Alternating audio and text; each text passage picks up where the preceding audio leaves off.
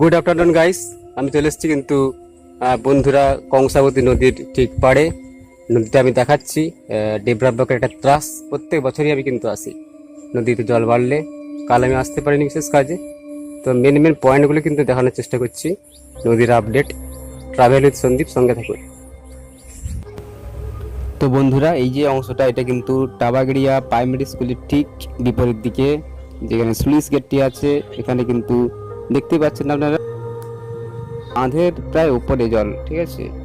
আর এখান থেকে আমি চলে আসছি প্রায় 4 কিলোমিটার দূরে, 3-4 কিলোমিটার দূরে তেমাথানি বা তেমোয়ানি যে জায়গাটা। তো বন্ধুরা, ডেঞ্জার খাতরা এখানে লেখাই আছে।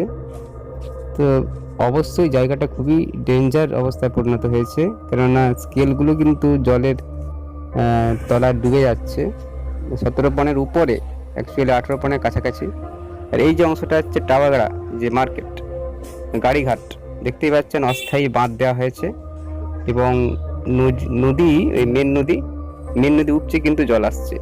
এখানে কিন্তু ঘোক, যেটাকে বলা স্থানীয় ভাষায় ঘোক পড়েছিল, অর্থাৎ বাঁধে যে ফাটল, গর্ত দিয়ে জল বেরিয়েছিল, গতকাল রাতে সারানো হয়েছে। এই হলো নদী, এবং তার পাশেই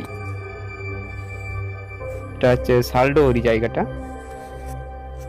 দেখুন নদীর কতটা বিস্তার লাভ করেছে। দেখুন, প্রায় পাল যেটা বলা হয়, পাল ছাপিয়ে গেছে, অর্থাৎ বাঁধে উঠতে কিছুটা বাকি। বহু জায়গায় ভেঙেছে, আপডেট পাওয়া গেছে। তা সত্ত্বেও কিন্তু জল কমার নাম নিচ্ছে না, ঠিক আছে।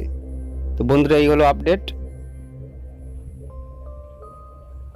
নদীর জল কিন্তু ক্রমশ বাড়ছে, এবং জল ছাড়ার, অনেক জল ছেড়েছে, এবং জল আরো ছাড়ার কিন্তু সম্ভাবনা রয়েছে।